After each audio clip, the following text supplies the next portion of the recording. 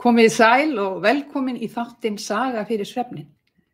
Gestur minn í kvöld hefur komið víða við, hann þekktur maður og hann hefur barist fyrir fólk á öllum aldri, alveg frá vöggu til grafar.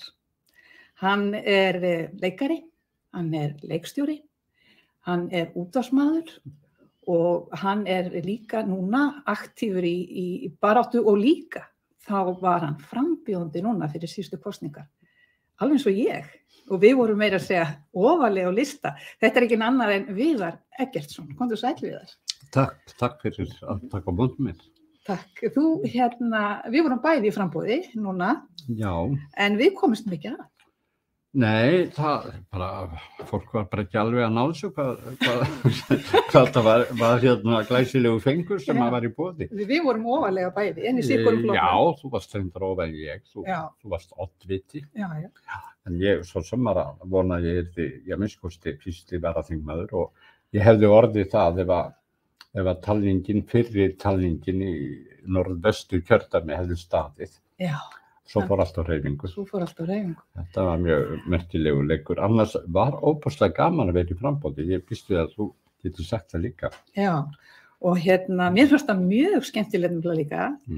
Og gaman að taka þátt í þessu. Ég mjög mikið áhuga á pólitík eins og þú. En það sem að mér fannst einmitt, ég svo sammála þér þegar þú segir ég held bara á forsíðu þíns flokks, forsíðu samfylkingarinnar eða þar sem að þú kemur til sögunar og verið að kynna þig, þá segir þú einmitt að það ferðalagið sem skiptir alveg jafn miklu máli og svo merkilegt og athyglisvert heldur en endilega loka áfangin. Og það akkurat það sem að ég upplýði. Mér fannst ferðalagið svo skemmtilegt. Áfangin ekki endilega loka markmið, því að lífið heldur áfram. Já, við erum bara ennþá á ferðalaginu. Við erum eftir að ná þessum áfanga. Við erum eftir að hittast á þingi. Já.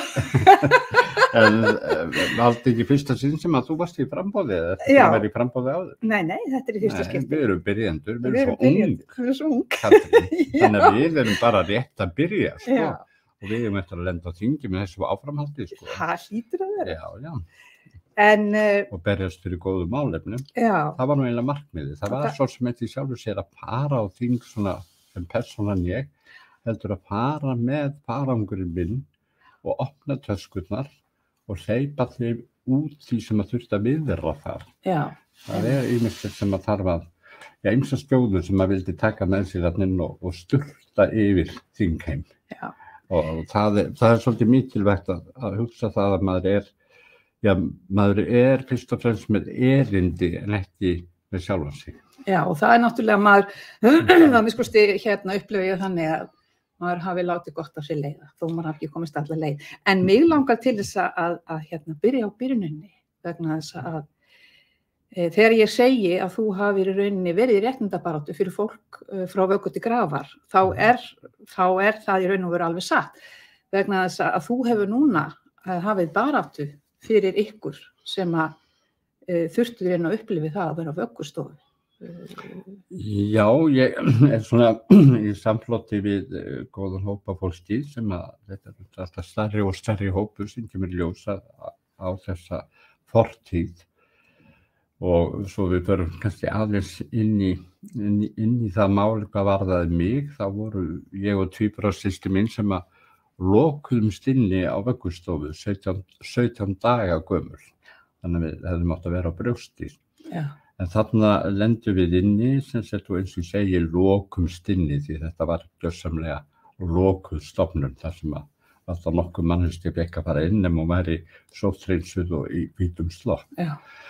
Og þarna á þessu heimili, þar sem við förum inn svona kornabörn, þá ekkert til örvunar, ekki svona sjónrænt eða eins slíkt. Við vorum bara í mjallahvítum stofum, óskaplega hreinum í rimlarúmum og biðum bara eftir því að dagurinn liti, svona án nokkurra svona dægrastyttingar.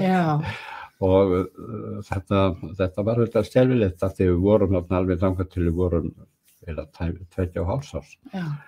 Þannig að þegar við komum út úr þessari gjörgæslu að þá erum við raun og veru ótalandi.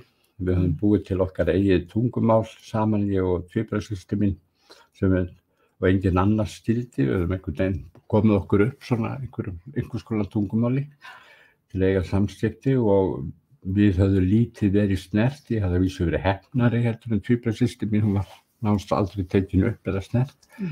En ég hafði einhvern veginn komið mér upp, það var eitthvað svona kannski eðlislægt að það var eitthvað trúður sem að fór á stað sem að náði því þá að spila þannig á tilfinningar þeirra sem voru í kringum mig að þeir tóku mig upp og tóku einhvers konar ástfóstri við mig, þannig að ég fekk svona aðeins snertingu og aðeins örvun.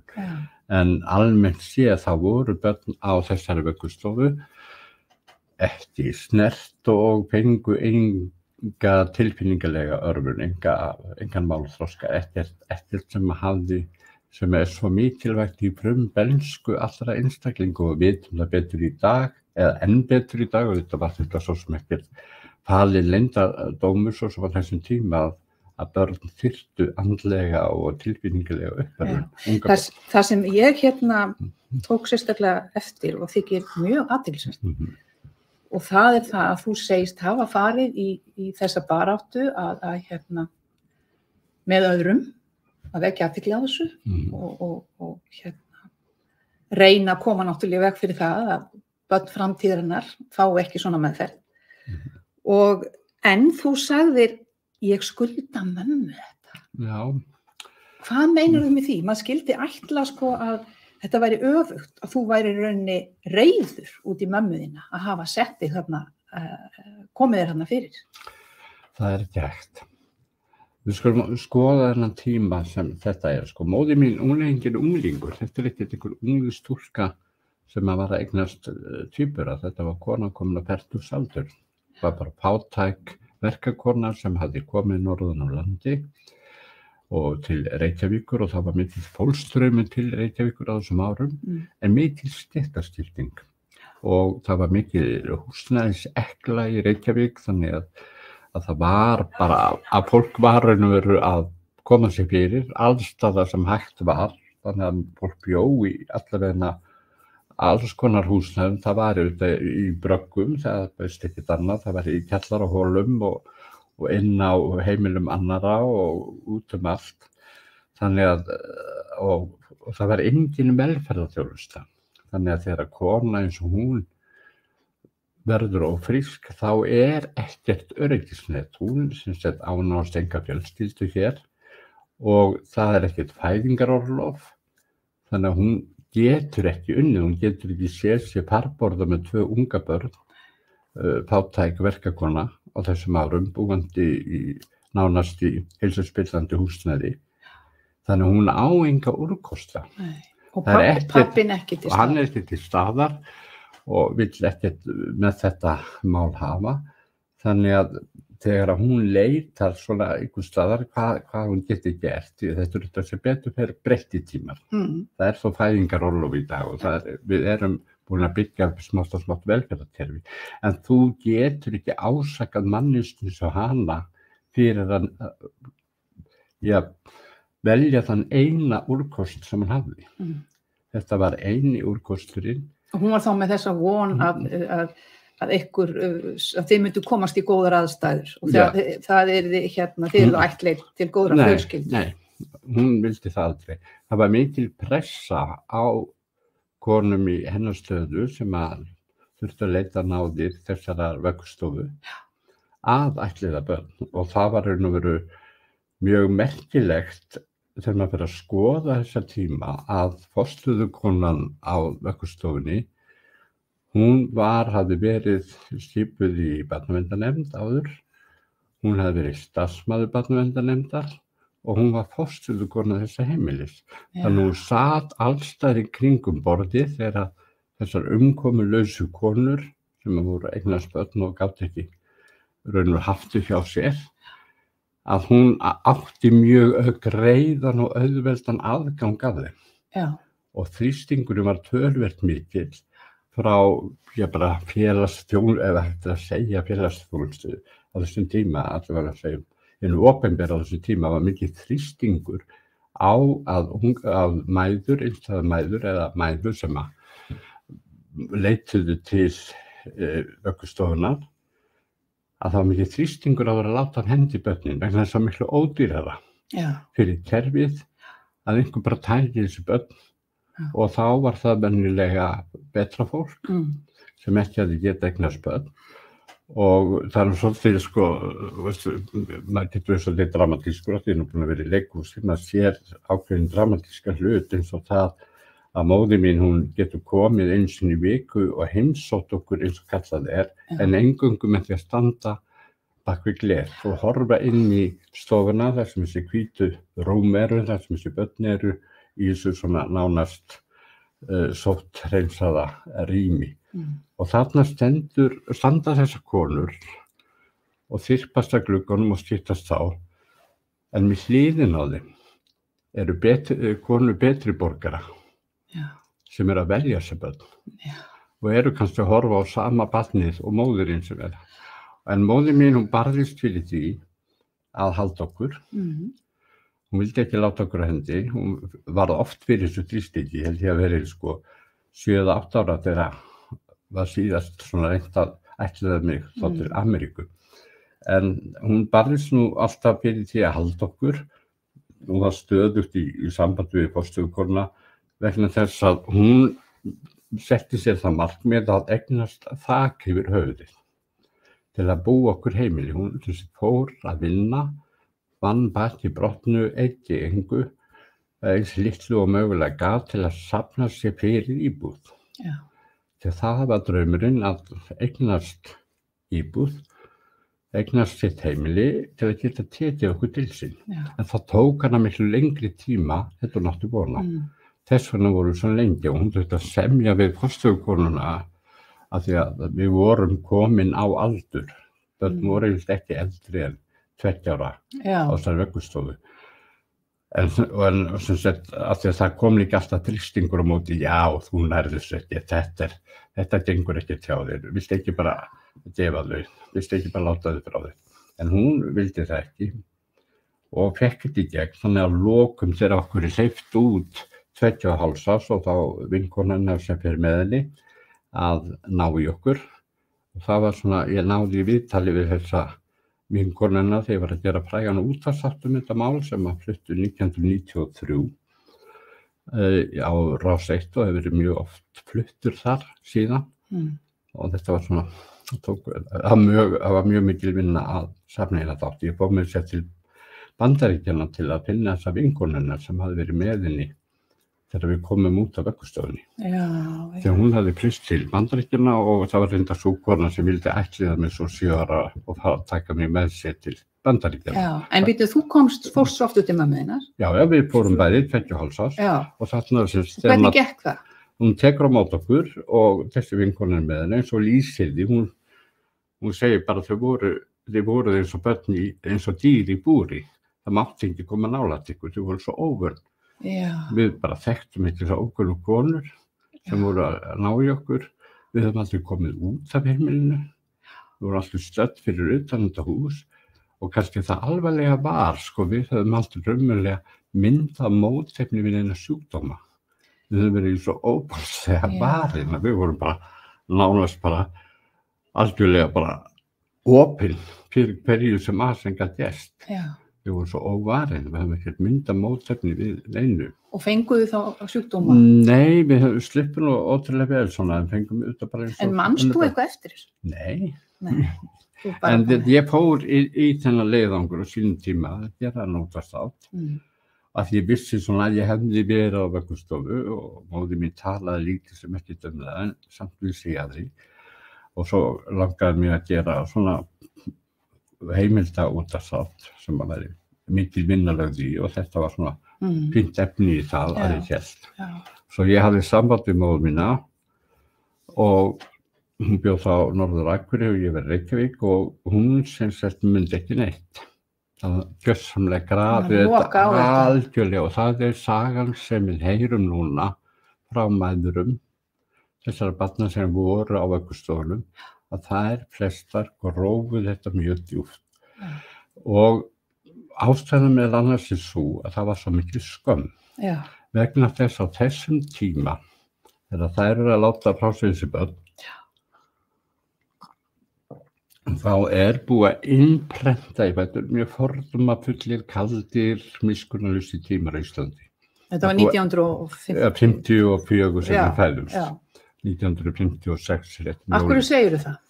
Af því að á þessum tíma búið að innprenta í fólk að skamma sín fyrir fátækt.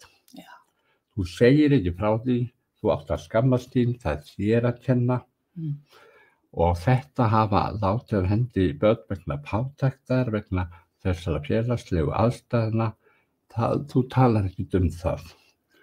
Þú verður, þú veist, ég hef oft sagt þetta svona, það ekki stjórnmála, í framboðinu, þá veist að það svo ótrúlega mikið af fólki, sko, það svo sorglegt að sjá venjulegt bara launafólk setjast niður og krossa við Sjálfstæðisflokkinn í kosningum og setjast í kosningakaffi við hlýðina á einhverjum toppnum í Sjálfstæðisflokkum og drekka kaffi og borða pönnuköku með honum, þá ertu allt í orðin eins og hann. Já. Ef þú partur á honum. Þó þú lifir í fátækt. Þó þú lifir í fátækt. Og það þessi bletting sem tókst að gera á 20. öldinni, að koma því inn hjá fátækufólki, að þú átt ekki að segja frá því þú sett fátækur, þú átt að skammast þín fyrir það, en þú átt að láta eins og þú hafið það miklu betra. En þetta ennþá svona. Já, því miður. Já, og það kannski þess vegna sem að þú fyrir mömmuðina sem að fátæk Já, ég segi, hún sett í óbærilegar aðstæður.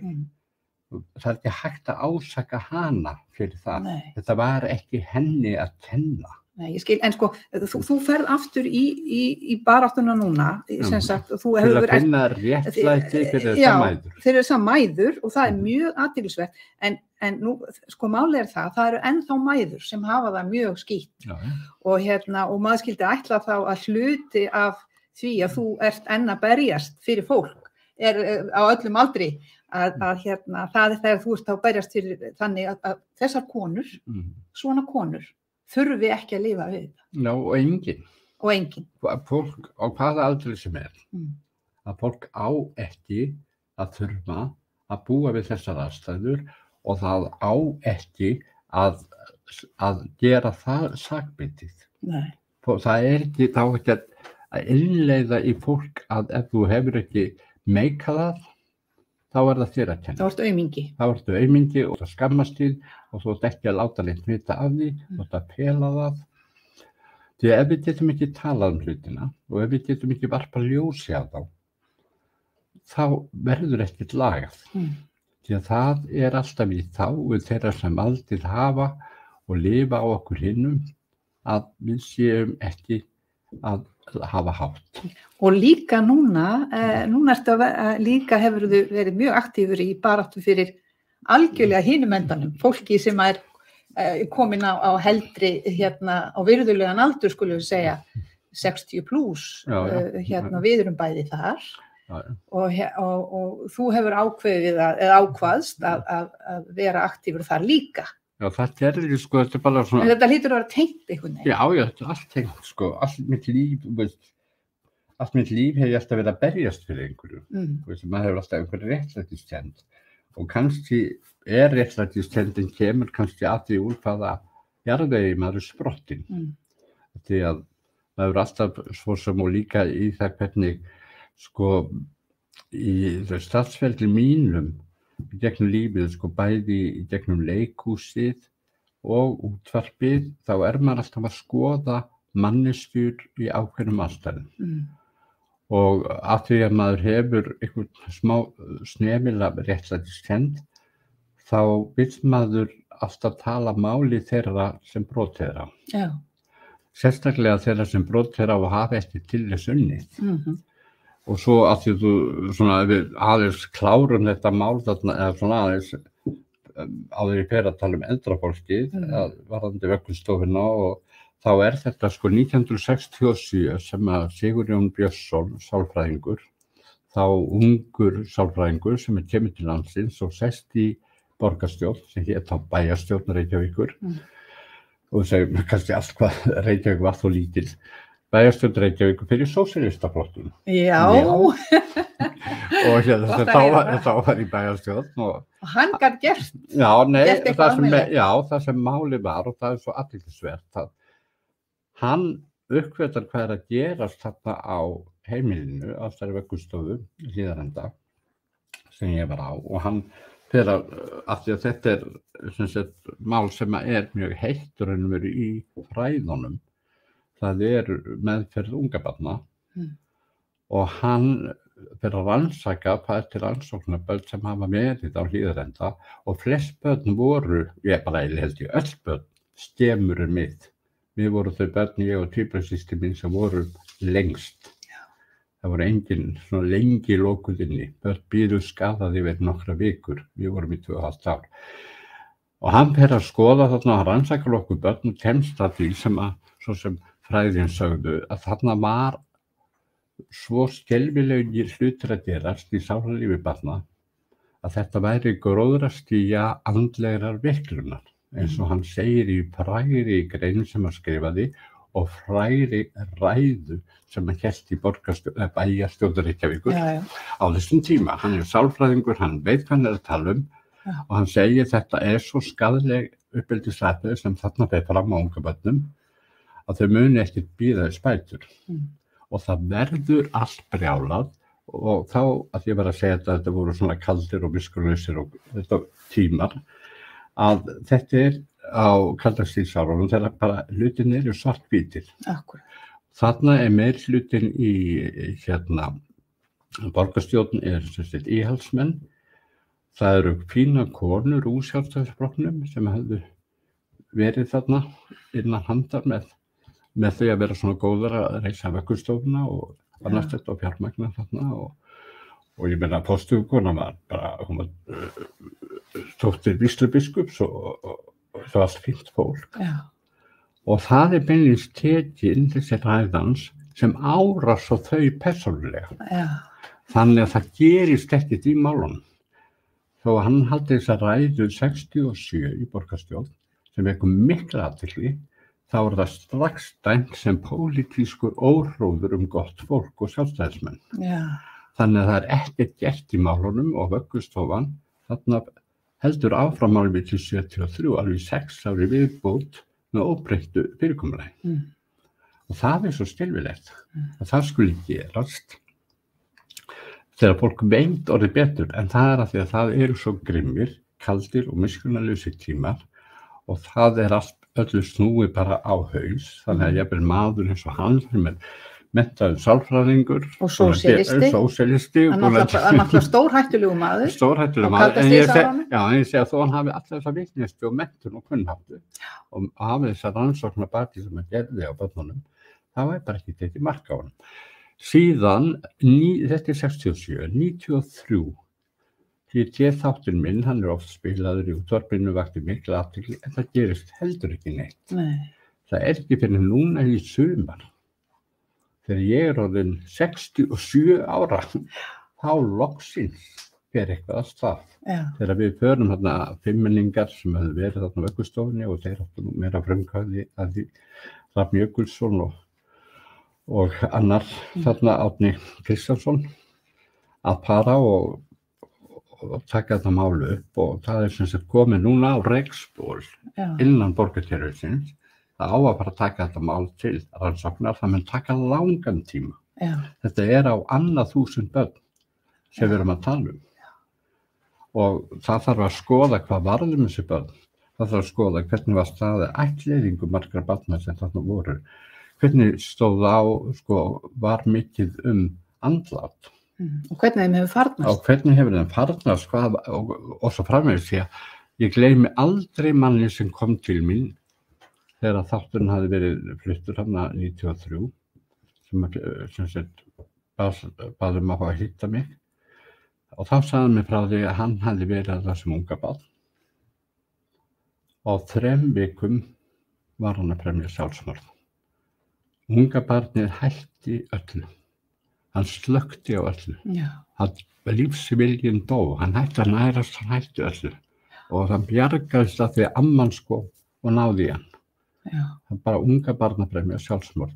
En það var kapella í kjallaranum. Því það var ungbarnadauði tölverður og þetta eitt af því sem þarf rannsaka. Þannig að, já, þetta svo saga og svo auðvitað gerist það þegar árið færast yfir og nú erum við komin síðustu baráttu málin að þegar sko, svona röð tilviljana sem að verða til þess að maður fer svona einhvern veginn að finna sér mál eldri borgara. Ég kallaði það að ég hefði verið í svona þjálfunarbúðum að því að svona síðustu 4 árin áður ég var 67 ára. Þá var ég búinn að vera að svona skoða þessi mál og kynna mér þau og vinna með þau og ég hef verið þarna starfandi með gráa hernum, ég hef verið stjórn félags eldri borgara Reykjavík, ég hef verið að vinna hjá Landssambandi eldri borgara og svona komin með nokkuð svona góða. En af hverju gengur þetta svona illa? Þetta gengur svo illa. Það er svo flott. En ég meina, maður tekið eftir því, það er svo mikið af þekktu og flottu fólki. Sem að starfa í þessu og að berjast fyrir heldri borgara landsins. Sérstaklega þá sem lifa við fátækt, því að hinn þurfa náttúrulega ekki eins mikla geislun. Það alveg, sko það eru 73.000 mann sem eru 60 ára og eldri í dag. Já. Það eru 48.000 mann sem eru orðnir 67 ára. Þaraf eru 36.000 sem eru á einhverri greiðslu frá Tryggingastofnun, ellilífeyri sem kallaður 36.000 og það eingöngu 2.284 sem fá alveg óskertan ellilífeyri sem 266.033 krónur fyrir skatt. Fyrir skatt. Og þessi 36.000 manns, Bjarni Benediktsson sagði í vor að eldra fólk í Íslandi hefði aldrei haft það eins gott. Það svona þau verið að tala meðaltölu og svona og hann segir, og svo kom hann upp sig því hann sagði, miðgildi launa þeirra 400.000. Ok, hvað það hann að tala um? Hann að tala um að 80.000 manns sem brúttó laun að hámarki 400.000 og svo niður úr. Það að segja að hann að tala um 80.000 manns eru með rauntekjur upp á 200.000 til 300.000. Hvað margir segir fyrir ekki? 80.000 manns. 18, það er rosalega mikil tala. Það er rosalega mikil tala.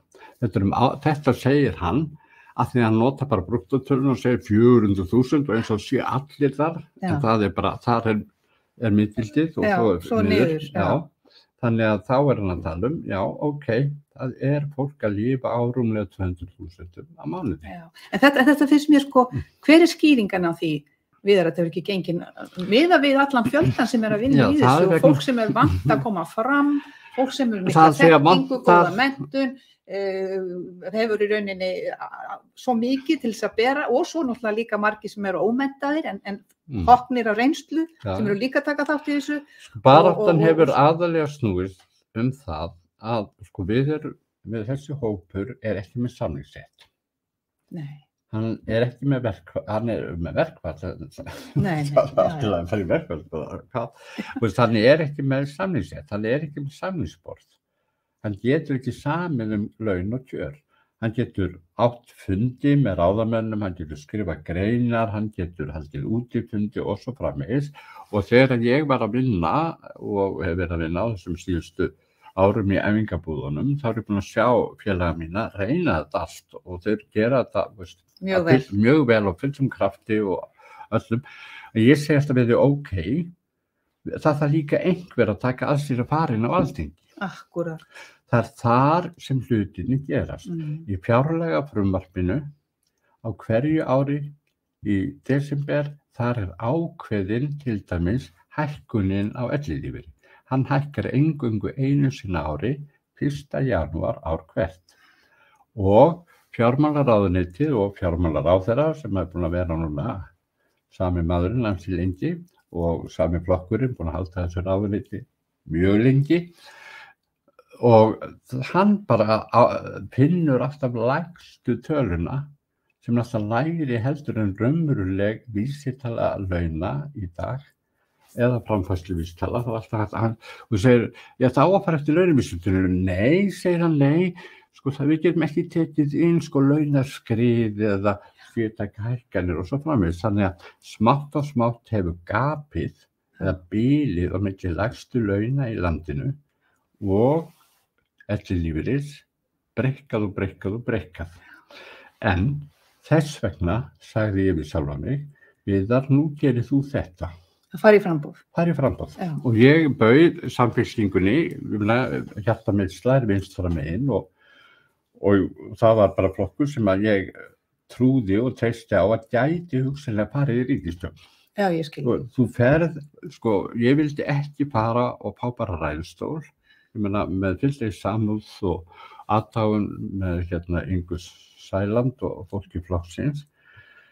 Og náttúrulega sósíalistar. Já, en eins og henni sem búin að vera 4 ára á þingi. Já, einmitt. Mér hefur haft ræðustól, ekkert annað. Akkurat, ég skil. Hún kemst aldrei að vegna þess að Alþingi vinnur þannig á Íslandi að það er bara meirihluti og minnihluti og meirihluti ræður öllu. Já. Minnihlutinn, eins og til dæmis Flokkur fólksins, fékk í gegn 2 frumvörp. Það var að meirihlutin sem leggur blessun sín á það. Það ræður í raunveru. Við leifum þér að fá þetta í gegn. Svona smá dúsu að þú búin að svo duglega halda ræður í ræðustólum svo lengi. En mér langaði ekki bara í ræðustólum. Þið langaði bara í ríkisstjórn? Já, ég sagði ég vil vera í flokki sem fyrir ríkisstjórn. Já. Að ég vil setjast við borðið þar sem ákvarðunar eru teknar. Og við höfum verið góð saman ríkisstjórn. Já, við höfum verið góð saman. Ég hefði vilja fara þá leið, en ég vildi prófa að fara þá leið og þess vegna gaf ég kost að mér og ég sem sagði við þau í Samfylkingunni, ég bara lagði spilin á borði hvað mér langaði til og hver var mín helstu málefni og hvað ég legði áherslu á og sagði ég vil heldur ekki að við sem erum í konar mannréttindabaráttu, kjarabaráttu fólks, að við sem notum til skrauts á listum. Ég segi ég fer ekki neðarlega á listan. Nei. Ég vil vera í mögulegu sæti þar sem ég kem að borðinu, þar sem kosningastefnuskrá er ákveðin og ég skal berjast eins og ljón þó ég fari kannski ekki alveg inn á þing en ég vil vera minnskosti fyrsti varaþingmaður og það setti ég stefnuna að vera minnskosti fyrsti varaþingmaður að því ég hreinlega vildi komast þar sem ákvarðanirnar eru teknar. Já. Því að það er svo skelfilegt að hugsa til þess. Að það voru þessi bara mjög mörguleyti vel heppnuðu lífskjarasamningar sem voru gerðir hér árið. Það settist ríkisstjórnin og atvinnurekendur og verkalýðshreyfingin saman og náðu. En það var enginn frá öryrkjum, enginn frá eldri borgurum. Nei. Þeir gleymdust algjörlega þau mál og það verið hægt að búið til nánast þjóðarsátt það ætti að laga kjör og það verður mjög ánægilegt hvað verið hækkað skánað lægstu launin á síðustu árum. En að skilja eftir þessa 2 stóru hópa og þeir komu ekkert að borðinu og enginn talaði málið þeirra við borðið. Förum við bara ekki ríkisstjórn næst? Jú, við erum svo þó við séum komin yfir 60. Það er sagt að ég er mjög miklu eldur en þú, en því ég er haldið þroskandi. Ég líkast þegar ég sé 83 eða eitthvað. En hvernig er maður bara 4 ára milli okkar? Jú, þú er 79 þá. 79 ára. Ef þú til í það, þá er 4 ára milli okkar. Við langar að koma að öðru nú. Já. Og það er svona meira þér persónlega. Þú ert, maður tekið eftir því. Það er ekki allt mig persónlega. Já, nei, svona meira svona daglega lífið. Já, daglega lífið. Frá því vaknar á mótnana heima. Já, ég er svona pervennilega framúr. Já. Nei, maður tekið eftir því að þú ert giftur manni, búin að vera giftur honum í 21 ára, mér skilst, Já, ekki giftur en við erum búin að búa saman í 21 ára. Já, búið saman í 21 ára. Og það er alltaf svona fallega myndir af okkur. Já, Þið finnst vera hamingjusamlega. Ertu hamingjusamlega gift? Eða ertu hamingjusamlega í sambúðinni? Já, búið að ánægða með að það við tekist að búa til svona ímynd á samfélagsmiðlum. Já. Og ég hef alltaf sagt að samfélagsmiðlar eru bara ímyndasköpunardæmi. Já, þú ert náttúrulega... Fólk er alltaf að búa til svona ímynd og ég sko er stundum að stríða fólki svona þegar það búið að monta sig einhverja fjallgöngum eða einhverjum ægilegum afrekum í einhverju, þá sko hef ég stundum komið svona óbúslega eitt að leista hvað mér hefði tekist að gera helgina sko, að mála hálfa íbúðina, þvo alla gluggana utan, skipta parket, taka bílskúrin í gegn, bóna bílinn og ég held svona áfram og það mér til fólk sem segir, vá, ég er virkilega enn gaman það. Veist, að þeim að búa alltaf til einhver ímynd og ég er alveg óbúslega ánægður hefur getað sviðsett ímynd svona vel og í þínum augum er ég óskaplega hamingjusamur. Jú, ég hef einmitt engu að kvarta. Sko, þú ert náttúrulega heimsfrægur á Íslandi og þinn maður. Já. Og þið eru svona, celebrity og virkið svona komið svona fram eins og allt sé svo æðislegt og er það ekki? Allt saman mölbrot. Þetta hefur gengið vel. Já, við höngum með þá saman, jú. Þetta er bara eins og hjá öllum öðrum, við bara lifum stín og skúrir, en við saman tekst þetta, við tökum höndum saman og þetta snýst nú allt það. Hver er galdurinn? Ég spyr oft að þessu, því nefnst þetta forrið. Galdurinn er bara, svona ávist að skilja rými hvers annars. Og skynja líka, sko, þegar eitthvað bjátar á eða eitthvað þegar maður þarf að styðja og hjálpa, en líka kunna draga sig í hlé og leyfa fólki svona aðeins að anda. Já, og blómstra kannski í sínu. Já, í sínu og fá sitt rými og vera ekki alveg, sko ég ekki með trakk á símanum hans, ég veit ekki alltaf hvað hann sko, mér alveg hvað það stundum, sko, ég bara leyfði þú bara út á hlaup eða bara í sund eða eitthvað. Nei, þetta er nefnilega, og ég held að sé galdurinn líka, sko, hann fer í sund en ég ekki. Já, ok. Ég bara með, sko... Þannig að hann fær að hafa það fyrir sig. Já, hann var aldrei, sko, alls konar svona prívat, eins og það var í sund. Þess að ég skal bara segja... Hvað fær þú? Ég fæ að sleppa því að fara í sund. Vegna þess að ég skal bara segja það hvernig ég fer í sund. Ég get ekki legið í þvægleika af öðru fólki og dauðum húsfrömmum. Mér það bara lífsins ómögulegt. Ég skil ekki fólk sem að fer á svona útlenska baðstrendur sem eru svona nálægt borgum og mikið þéttbýli, oft við strendur og að vaða síðan út í sjóin þar sem klóettið er. Heyrðu, sjáðu mig, hvað ég er nú vel lukkuð. Ég fyrir sund á hverjum degi. Þú ættir að bara fara að giftast þessum manni mínu.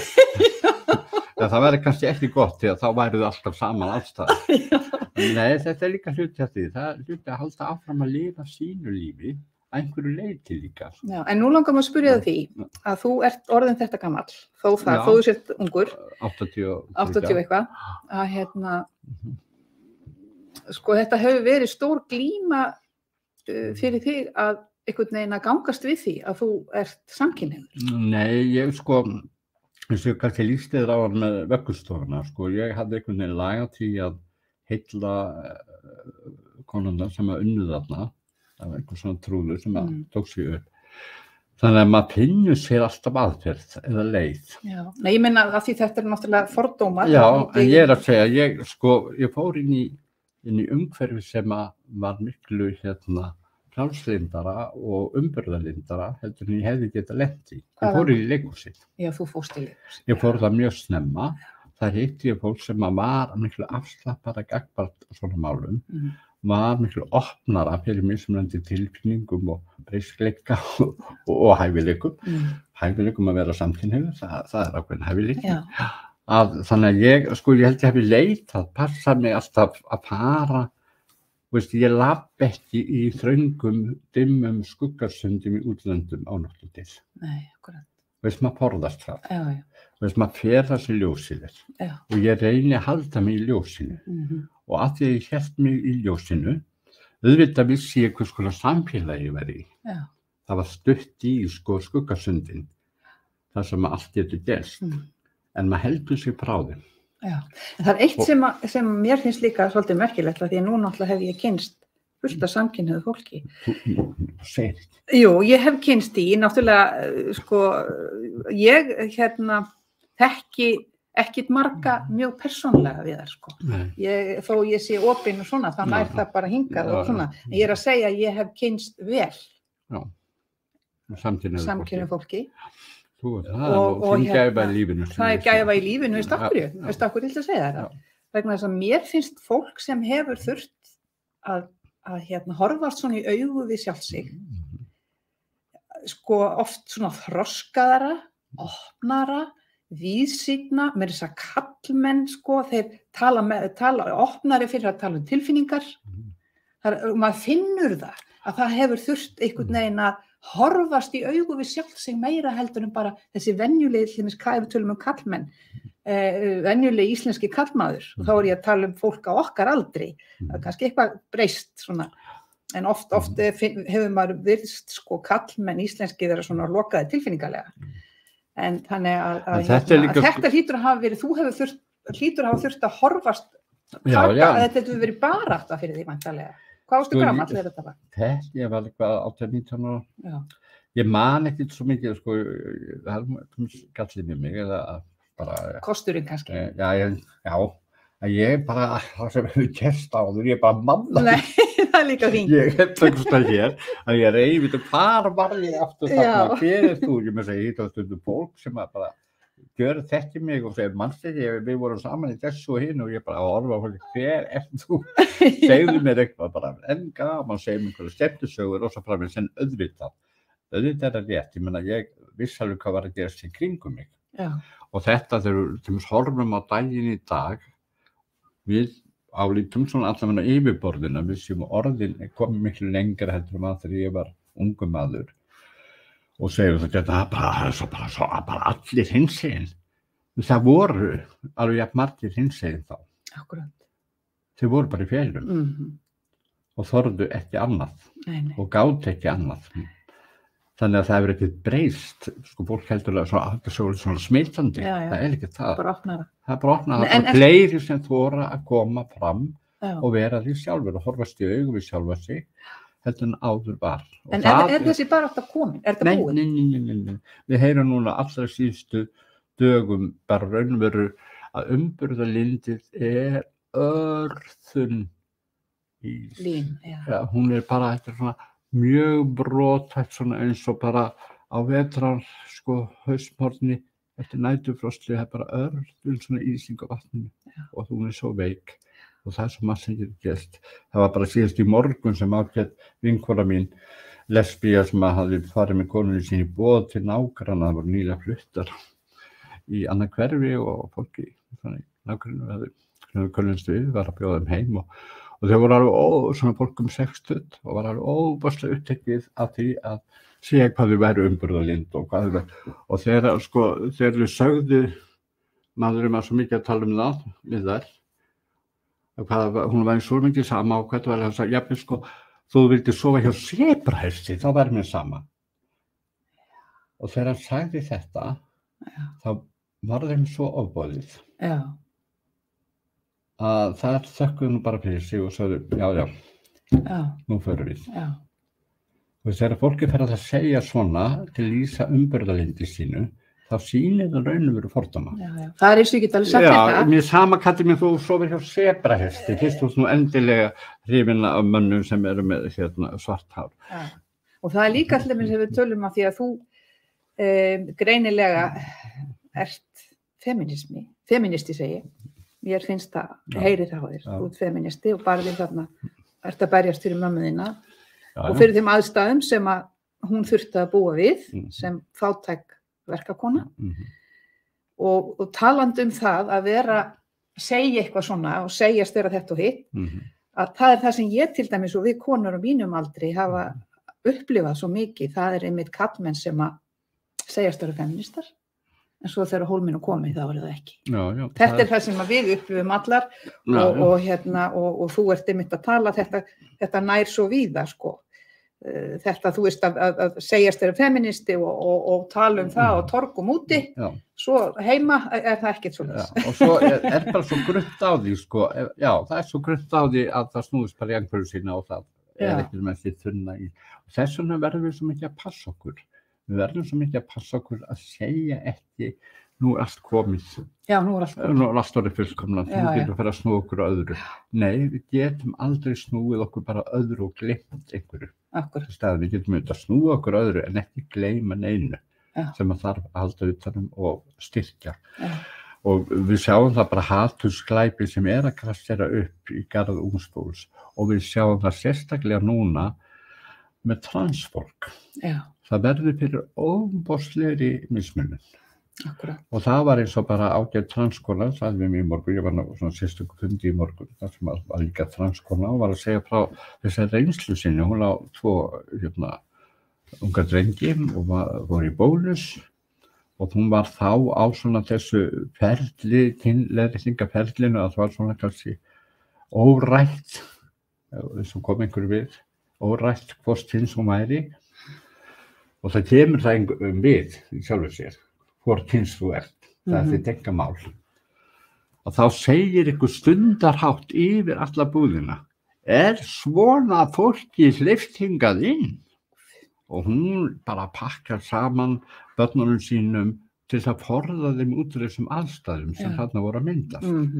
Að þau þurfti ekki að horfa upp á alla aðra í búðinni sem var að gerast að snúa sig við og stara á hana. Þannig að þeir áttuðu sig á að það væri verið að tala móður þeirra. Og hún bara pakkaði þau saman og tekið út. Þetta ekki svo langt sinni að þetta gerist. Nei. Þetta það, og það það sem að núna málið, og það eru líka börn og unglingar sem eru að koma út úr skapnum. Því að það fylgir því að það meiri upplýsing og meira umburðarlyndi og þess að það er fleiri sem koma út en þeir eru ekki endilega fleiri hlutfallslega heldur en voru, þeir bara fleiri sem eru að koma út. Það algengara að börn og unglingar að koma út sem kannski, ég meina, að öðru kyni en þau færast í eða þeim var úthlutað. Og þetta fólk sem í þessari viðkvæmu stöðu það sem fyrir mesta aðkastinu núna. Ég var að tala feminisman á hann, og mér finnst núna, því við vorum að tala aðstæður fátækra kvenna, mér finnst jafnréttisbarátta og feminismin ætti að berjast meira fyrir þessar konur eða einblína á þessar konur heldur en að einblína svona mikið á það að konur fái að komast í stjórnir stórfyrirtækja eða verða bankastjórar. Hvers konar jafnrétt það að þurfa að sofna á kvöldin alltaf með afkomu kvíða, geta ekki sendt börnin sín í tómstundir og geta ekki gert eins og aðrir fyrir börnin sín. Þetta mjög erfið staða fyrir konur, fátækar konur að búa við, einstæðar mæður til dæmis. Þannig að talandi jöfnu, þá þetta engin jöfnuður, náttúrulega milli kvenna og nú ég ekki að tala það að auðvitað gleðst maður yfir því þegar konur fá fá sem sagt góðar stöður og allt það, en þarna finnst mér allavega sem feminista áherslan ætti að vera. Mér nægir ekki það að konur hafi jafna rétt og kallar til að komast í góða stöður, það að segja eins og einhver staði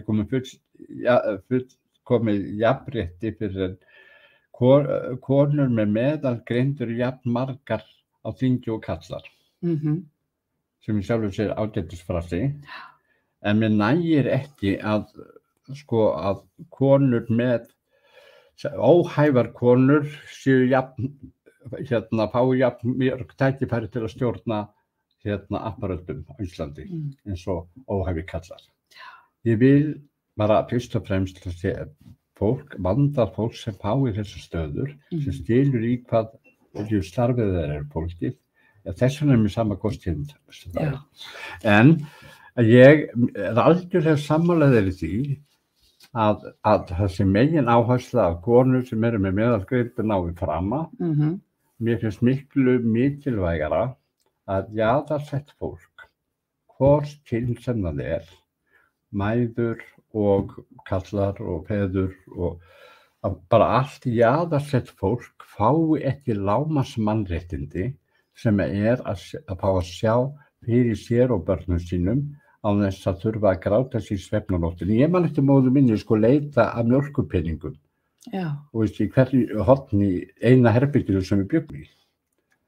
þar sem við byggum 3 í einu herbergi og síðustu daga í mánaðarins var hún að leita og bara vona hún hefði fundið einhverja krónupeninga einhvers staðar á gólfinu, undir gólfteppinu, einhvern slíku. Þetta á ekki að gerast. Og það ekki, sko, ég ekkert að berjast fyrir að vanhæfar konur fá stjórnunarstörf. Ég bara nenni því ekki. Nei. Það bara ekkert, það ekki eftir forgangsröðinni. Forgangsröðin það að við búum fólki mannsamandi líf og mér finnst óbærilegt að við skulum byggja þjóðfélag þar sem við hreinlega gerum út á það að það sé til fátækt fólk til að vinna öll óþrifastörfin og mikilvægu störfin til að hinir geti haft það svo gott. Akkurat. Og það gjörsamlega óbærilegt og óþolandi. Algjörlega. Viðar, við höfum nú oft hist og leiðir okkar hafa legið saman á útvarpinu og svo náttúrulega varst þú leikari og ég var mikið í leikhúsinu, það mamma leikona og svo erum núna í pólitíkinni og réttindabaráttu og einhvern veginn þá höfum við átt samneyti og þannig lagað og þekkjumst í gegnum lífið. En síðast ég hitti þig, þá vorum við svona, vissum við bæði, það var eitthvað tímann í haust. Það var í sumar. Í sumar, já. Já, við vorum bæði komin í framboð. Já, og bæði komin í framboð, og bjartsýn og það. En það sem við vorum að ræða var nú kannski ekki bara það, heldur aðalega hvernig húsið þitt ætti að vera á litinn. Ég man til því og þú varst að velta þessu fyrir þér og varst búin að vinna eitthvað grunnvinnuna eða þið og þínir smiðir og það var ekki komið í ljós hvaða litur ætti að vera. Þarna var málarinn og við vorum að velta þessu fyrir okkur og þú spurðir minni mig hvaða litur ætti að vera húsinu, hvað væri minn skoðun á því og sjálfsögðu sagði ég rauður. Já. Að sjálfsögðu. Við bara skilum þessu rauðu. En svo veit ég ekkert meir. Hvernig var liturinn? Já, þetta lítið timburhús sem var byggt ægilega fallið hús í Þingholtunum 1901 og það var svona verkamannahús og ég skulle segja bara hann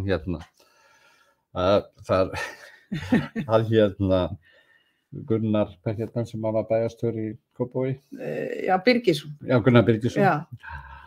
Hann ólst þarna upp hjá afa sínum og ömmu í þessu litla húsi. Þetta var alþýðuhús, þetta ekki einu sem höllum á Laufásveginu. Þetta svona lítið alþýðuhús sem var trúlega var byggt 1901 og var þá, og enn á 3 hæðum, svona lítið krúttaralegt hús.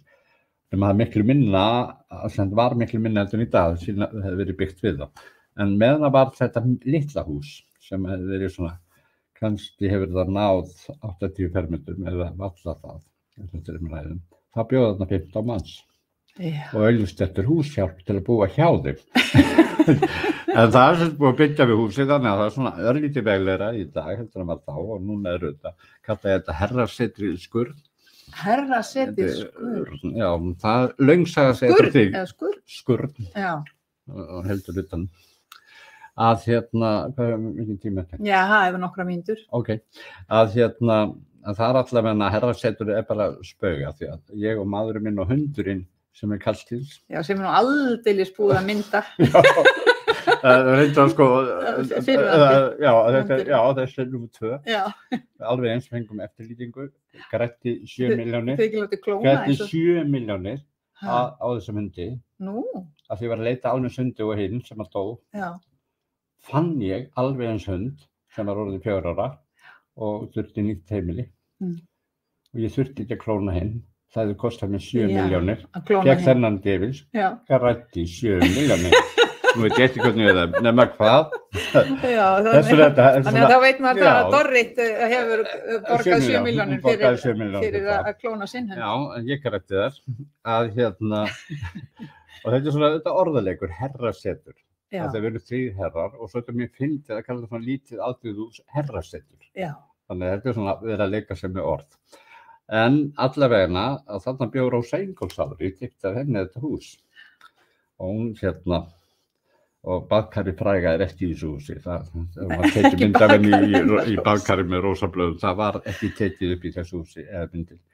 Nema hvað, ég bjó á húsi á Þingholtsstræti áður sem ég hafði tekið þátt í að gera upp með öðrum eigendum húsins hinn tíma og þegar við vorum að væflasata með litin á þessu húsi því að Rósa málaði það svona hvítt eða svona örlítið rjómalítur, ekki alveg hvítur, þetta er svona næstu eða rjómagult hvítt. Að þá var spurning hvort þetta vera bara aftur hvítt og margir svona í kringum okkur hann í göttunni vildu að við heldum því bara áfram. Nema það sagði einhver, ég var svo fallegt þarna húsi sem þú málaði sem bjóst í á Þingholtsstræti. Já, það var fallegt. Ég fer og kíkja á það og við og segi, já, svei mér þá. Fékk manneskju frá Árbæjarsafni til að skanna litina á því húsi, til að fá númerinn á litunum. Sagði við málarinn að þetta eru litirnir. Það er svar dökkblátt með hvítum gluggum, rauðu þaki og svona, það sem kalla svona jarðlitur, eitthvað svona jarðlegri litur sem er svona í kringum gluggana og einhvern veginn á svona vatnsbrettum eitthvað slíku. Þannig að það er eiginlega svarblátt. Og þetta er sami litur og ég lit mála, eða við sem það byggum þarna á Þingholtsstrætinu, þannig að það núna er komið svona hús á Laufásvegi. Svo þegar ég flyt einhvern tímann í framtíðinni sem ég mun gera væntanlega, að flytja svona ellismellablokk, svona risastóra ellismellablokk. Og þú þarf að taka manninn með þér? Já, þá mun þessi litir fara á hana líka. Alltaf sem ég bý verða þessi litir. Viðar, ekki rosalega var gaman að fá því heimsókn. Takk fyrir það. Og takk fyrir að taka á móti mér og gefa mér kaffi. Já, gefa þér kaffi og það er akkurat það sem ég ætla að segja. Nú ertu búin að vera í kaffibúði hjá mér. Og við búin að vera á Trúnó. Já, nú er að koma nótt og held að við sofum nokkuð, þetta kaffi til því. En nú finnst mér eiginlega að því að nú erum við búin að tala um húsið þitt og ég er svo áhugasöm, að næst finnst mér að þú er að bjóða mér kaffi. Já, eitthvað stúdíó. Í fína slótið. Já, meina, herrarsetur í skurð. Já. En ég verður eiginlega að segja það, megum við koma einnig sög að? Einnig sög, stuttri. Stuttri. Þetta er svona til þess að vera með inn í nóttina, til sofni bara með það. Já. Að þegar voru fluttir í þetta hús, þá hugsa ég, hús sem er byggt 1901 í Þingholtum, það voru náttúrulega enga götur, það var alltaf komna götur, þetta voru eiginlega sveitabæir. Já, já. Það voru bara fólk með svona kindur og svona á tíma. Að ég set á Facebook, ég ætla að spyrja, ég bara set mynd af húsinu sem þá var hví, á Facebook og spyr, eitthvað sem veit hvað þetta hús hét á sínum tíma, áður. Já, veit eitthvað nafnið á þessu húsi. Nema hvað, fólk er svo gaman að því að misskiljast á Facebook. Já, já. Að það byrja bara fótur og fýtt á þessum sakleysislega status mínum að koma komment. Þar sem að fólk fer að teppast við að leggja til nafn á húsið. Já, og það er bara komið nafn af samkeppni og mjög hörð. Og það bara endar á því, ég meni hvað það voru 372 tillögur á nöfnum sem hún kom hennu. Fólk var farið að stoppa mann á götu, var að keyra fram í og sá mann og stoppaði bílinn og skrúfaði niður rúðuna og sagði, þú komið nafn á húsi? Nei, ég með tillögu. Og það var bara stoppað, Svenni var þá með lítið veitingahús í Norræna húsinu og gestirinn þar voru að stoppa og segja, ég með tillögu að nafni? Og það kom alveg fullt af tillögum og það var svona tillögur Holt, það var ekki hægt, Hótel Holt er rétt hjá, Laufás, Laufás er þarna rétt hjá. Ég vildi ekki þá nafn, ég fór bara að taka þátt í þessu, við ekki svona nöfn sem að voru bara þegar til, vildi helst eitthvað nafn sem var ekki til, allavega ekki í nágruninu. Og það gekk svo langt einu sinni hringdi í síminn minn og við erum með sikkuran gemsan, með sikkur gemsanúmerinn, en samt segir fullorðin rödd, þetta Viðar eða Sveinn? Og kittist ekki einu sinni. Þetta er Viðar. Já, eru þið, alveg formálalaust, eru þið búin að finna nafn á húsið ykkar? Segir þessi gamla kona. Nei, segi ég ekki. Já, ég er nefnilega með tillögu. Já, og hvað er það? Já, mér finnst að húsið eigi nú að heita Blómsturvellir. Já. Og akkur blómstuvelli. Ég nefnilega frá blómstuvellum. Og fyrir henni var það alveg nógu mikil ástæða. Til þess að við stýrðum húsið blómstuvelli. Já, svo það heitir það, þannig að ég... Nei, það heitir það ekki. Nú? Það heitir skurn. Já, heitir skurn. Já, svo kom fullt af fólki með hvíta húsi og ég sagði, það verður kannski alltaf hvít.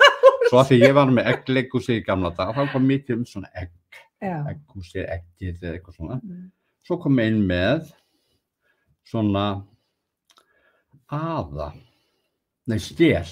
Já. Stél, segja eitthvað stél. Já, það er svona sem geymir perluna inni. Já, svona eggstél. Já, þú meinar skurn. Já. Svara ég henni og segi, þarna orðið. Ekki skurn, þetta svona eggskurn. Já. Sem helstur utan. Heyrðu Viðar, mikið hlakka ég til að koma í húsið, eggskurn. Já, húsið bara Herrasetri skurn. Herrasetri skurn. Velkomin Katrín Baldursdóttir. En ekki núna í nótt. Nú, ok. Klárum kaffiböllum núna, leggjum okkur og svo sjáumst við á einhverjum nýjum og björtum degi. Viðar, þakka þér kærlega fyrir og þakka ykkur kærlega fyrir að hlusta á Sögu fyrir svefnin. Ég heiti Katrín Baldursdóttir og það er alltaf hægt að horfa á hana þátt þó að hann sé búinn núna í beinni síðar á Samstöðinni, á Facebook síðu Samstöðarinnar og einnig á YouTube og svo á samstöðin.is.